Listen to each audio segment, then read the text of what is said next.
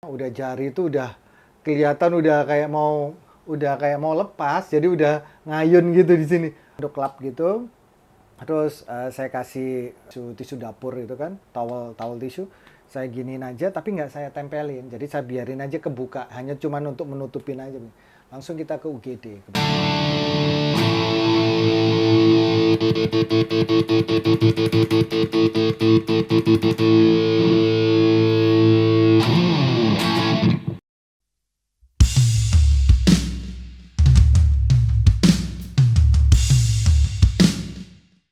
Halo, apa kabar? Ketemu lagi sama saya di Official View Channel. Dan saya akan mau cerita sesuatu hal yang mungkin bukan dari yang biasa kita tahu atau biasa kita lihat di channelnya Official View Channel. Karena ini saya mau cerita karena banyak banget yang nanya saya, apa sih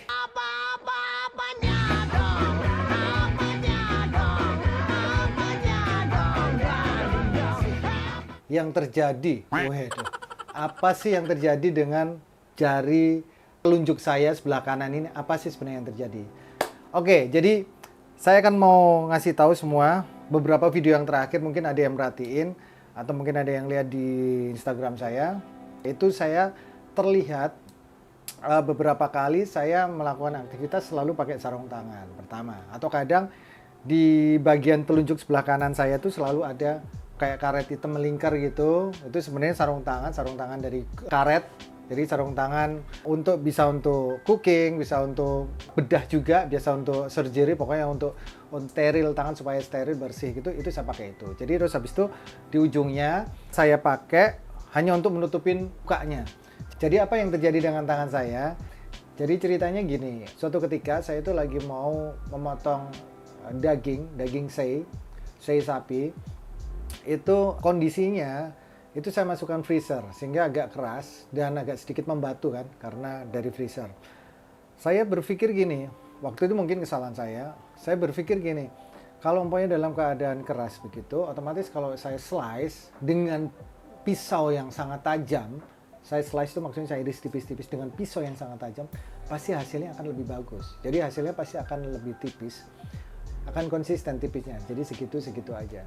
Nah, itulah yang terjadi. Saya akhirnya berinisiatif untuk membeli pisau slicer, pisau yang khusus untuk memotong daging yang tipis, biasa untuk memotong daging sukiyaki, untuk daging sabu-sabu. Lalu saya pergi ke salah satu warehouse barang-barang rumah tangga. Lalu saya bilang, saya mau cari pisau yang paling tajam. Nah, akhirnya dikasih kan salah satu contoh, ada beberapa gitu, saya pilih pisau yang paling tajam, lalu saya bawa pulang. Nah, begitu sapi itu saya keluarkan, saya motong dong, saya motong begini, dan di meja itu kan saya dari marmer kan, dari marmer. Sebenarnya saya nggak mau langsung motong di situ, tapi saya mau kasih dia alas. Waduh, alasnya saya pakai tatakannya kebetulan nggak begitu gede, jadi tatakannya segini. Padahal sebenarnya ada yang tatakan yang lebih gede, yang biasa untuk saya motong untuk steak apa segala macam, untuk daging yang lebih banyak atau untuk yang porsi lebih banyak. Itu ada, tapi saya ambil yang kecil deh. Nah, kecil itu dia ada gagangnya, karena itu kan memang untuk serve kan, jadi ada pegangannya gitu. Nah, pas saya lagi motong, ternyata potongan satu, potong kedua, ketiga sukses, berhasil, tipis gitu, tak gitu. Nah, terus akhirnya pas waktu potongan ketiga, mungkin ketebalannya agak berbeda, mungkin saya lagi nggak konsentrasi, jadi terlalu tebal. Posisi saya motong sudah benar, saya udah crawling gitu kan ibaratnya ya, kalau udah megangnya begini, atau pokoknya udah nggak ibaratnya nggak mungkin jari saya kepotong sendiri gitu loh. Nah, pas begini dia karena tebelnya, jadi akhirnya saya harus pakai tekanan dong, saya pakai tekanan begini, cak. Karena tatakannya itu kecil, bukan yang gede, dia akhirnya jumping, dia akhirnya kayak bandulan gitu, jadi dia akhirnya ngungkit kan, pakai efek ngungkit, cetek. Karena posisinya dia tuh tidak pas di meja yang buat saya motong itu, jadi dia agak sedikit begini posisinya, jadi agak sedikit melayang begitu, jadi gagangnya agak sedikit melayang. Otomatis ketika saya begini, itu terjadi daya tekan kan, terus habis itu daya ungkit di situ, cek, dia begini dan dia akhirnya melanting tek, kena sama tangan saya begini, membuat pisau saya terlepas. Nah, ketika pisau itu terlepas, saya otomatis spontan saya tangkap dong pisaunya, set gini, dak. Saya nggak kerasa awalnya, set, tapi kayak kan karena tajam banget, tajamnya tuh benar-benar kayak cutter, jadi yang tajam set gitu, set.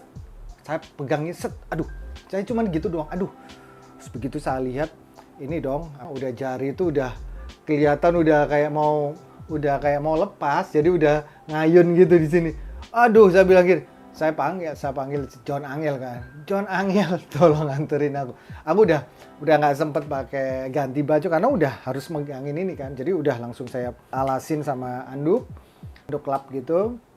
Terus saya kasih tisu dapur itu kan, towel tisu. Saya giniin aja, tapi nggak saya tempelin. Jadi saya biarin aja kebuka, hanya cuman untuk menutupin aja.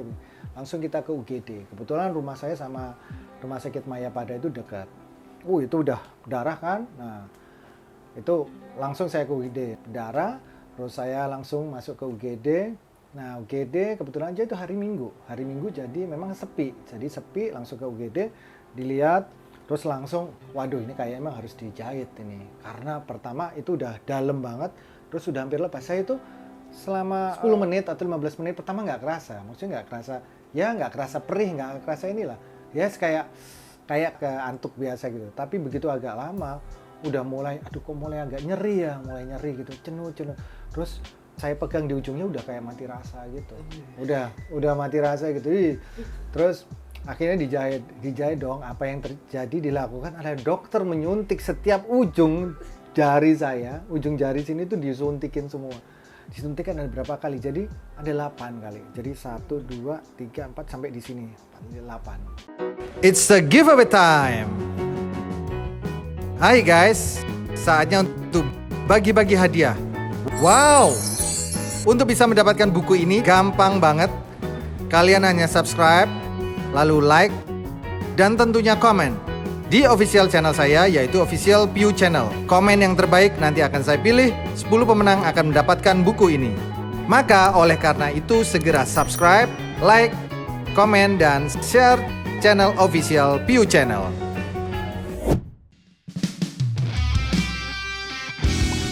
Jangan lupa like, subscribe, dan nyalakan lonceng notifikasinya.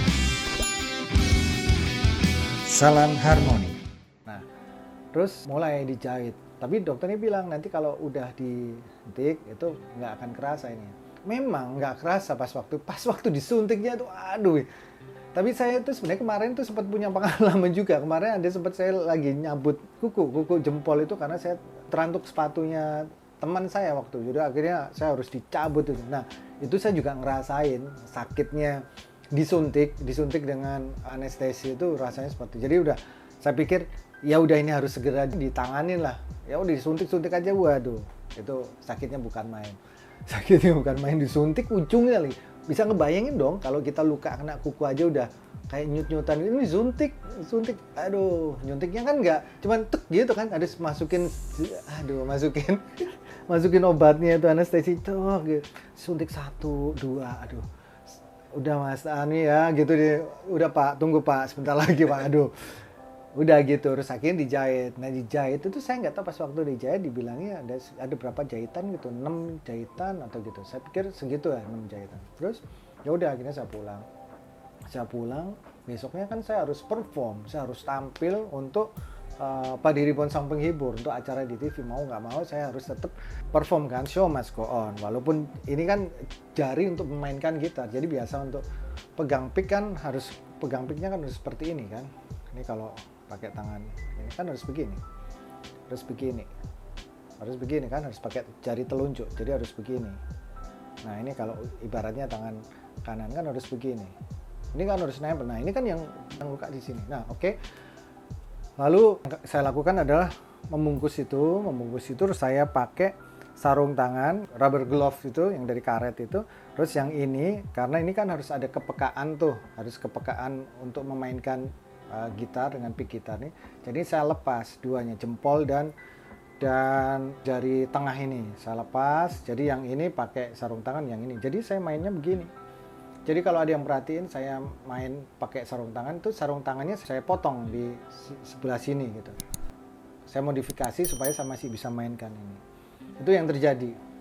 Jadi untuk 1 minggu Saya harus pakai itu. Oh ya, pas waktu itu saya harus disuntik divaksin tetanus. Jadi supaya apa? Supaya untuk menghindari, karena kan itu dari benda logam ya, takutnya ada bakteri atau apa, jadi saya disuntik pakai vaksin tetanus. Terus selalu saya harus minum antibiotik, minum obat pereda sakit, kurang lebih seminggu. Nah, seminggu kemudian diminta untuk balik. Ketika saya balik ke sana, ternyata lukanya belum kering. Dokternya juga tidak mau ngebuka jahitannya dulu. Akhirnya nunggu 3 hari lagi ya. Jadi kalau hari Minggu, habis itu hari Rabu kembali lagi. Nah, hari Rabu pas waktu sebelum syuting itu saya ke sana lagi. Nah, di situ baru dibuka hari Rabu. Tapi coba dibuka nih, coba bayangin dong, itu udah dijahitnya kan sakit dan itu kan masih rasa nyari gitu. Dicabut, nyambutnya kan di ini kan dicuil, digigitin, habis digunting, ditarik, pas ditarik itu dari dagingnya, aduh, itu aku, udah rasanya udah nggak usah dicabut. Terus saya kan nanya, kan ada tuh yang benang yang bisa nyatu sama, oh bukan, kalau itu untuk yang biasa untuk operasi sesar, yang untuk yang di daerah sekitar perut, itu pakai benang apa namanya dari cacing atau apa gitu. Jadi satu nanti. Nah kalau ini enggak, karena kan kulit jari ini kan agak tebel tuh. Terus habis itu dicabut, dia nggak berani. Akhirnya coba besok lagi datang. Jadi aku 2 kali ya tuh di situ untuk nyabutnya. Yang diantar tapi nggak ada yang masuk gitu. Udah nganterin nggak mau masuk, katanya alasannya nggak tega lihat. Jadi saya masuk sendiri ke ruang tindakan. Nah, dicabut itu ternyata baru tahu kalau jahitannya sini tuh saya ada 8 jahitan. Jadi ya saking lebar dan saking dalam ya itu dari ujung sini sampai ujung sini kok. Jadi begitu lebar dan begitu dalamnya. Jadi ya jahitannya harus banyak. Makanya dicabut, akhirnya ini dikeluarin ada 4 ini, ya kan? Ini yang dikeluarin 4 itu. Itu baru dikeluarin separuh, jadi masih ada separuh lagi. Baru suruh balik seminggu lagi deh. Jadi total 2 minggu lebih 5 hari. Baru dicabut semuanya. Setelah dicabut, baru nggak usah. Ini perlu dikasih obat nggak usah, dibiarin aja. Tapi gitu kan, karena masih menganga tuh, masih lukanya masih ada. Jadi saya inisiatif pakai ada beberapa salep yang saya kasih sih. Sampai akhirnya kemarin pas lagi perform, ini coba nih. Jadi saya itu kan harus membiasakan memain gitar, memetik gitar dengan cara yang baru. Ini jadi saya kayak baru mulai main gitar lagi. Bener kayak belajar main gitar baru. Karena kebiasaan saya main gitar pakai jari telunjuk kan. Jari telunjuk begini.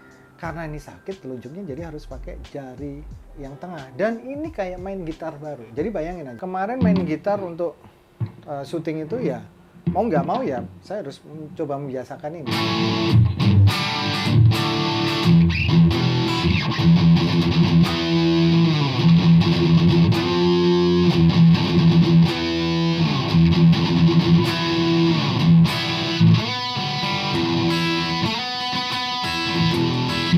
Jadi memang untuk awal-awal memang agak nggak terbiasa ya, tapi ya mau nggak mau saya harus mulai belajar lagi, saya main lagi saya. Saya mulai lagi pelan-pelan, main lagi begini untuk dari teknik awal lagi, dasar lagi.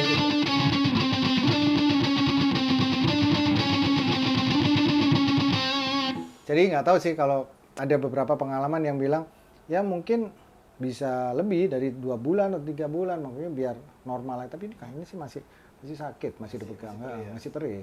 Dan karena dia kan numbuh kan dari bawah kan, jadi yang lama ini kan harus terlepas. Jadi itu harus benar-benar matang dulu gitu dagingnya. Alhasil yang saya lakukan adalah untuk membiasakan semuanya dengan 4 jari ini, dengan jempol ya. Jadi 4 ini yang harus saya biasakan. Kayak main gitar ya harus mulai lagi dari awal.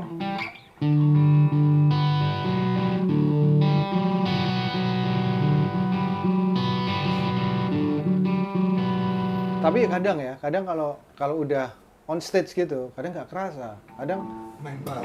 Iya, main kenceng gitu. Terus ada beberapa kemarin pas lagi ada acara virtual gitu. Nah, aku pas lagi main jadi kena stringnya lagi, karena kan dokternya suruh saya buka. Aduh, kayak diiris lagi. Jadi ada beberapa lama itu pas lagi main kan kan pakai ini kan, pakai kamera kan, kamera. Jadi aku mukanya udah gini. Nah, enak main gitu.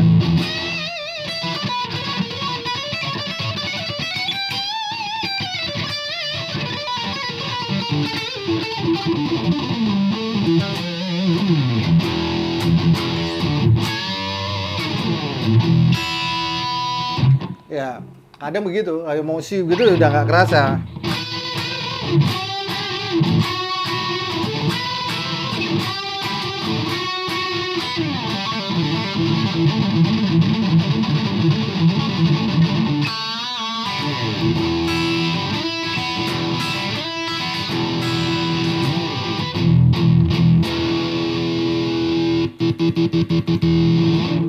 Ya gitu deh. Jadi ini tadi cerita bagaimana saya berusaha untuk mengadaptasikan lagi dengan bermain gitar seperti pemula lagi, seperti beginners lagi. Bagaimana saya mulai lagi untuk pelan-pelan. Saya tiap hari saya mulai belajar metik sedikit demi sedikit gini. Kalau masih ngekord sih masih bisa ya. Kalau masih strumming gitu masih.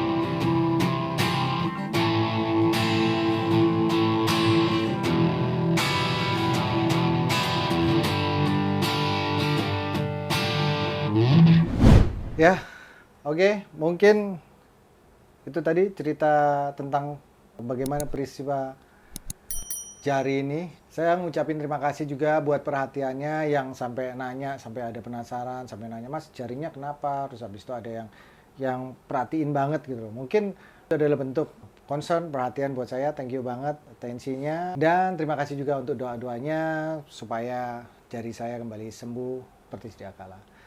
Oke, thank you, sampai ketemu, dan jangan lupa untuk like, comment, subscribe, dan juga share official video channel. Sampai ketemu.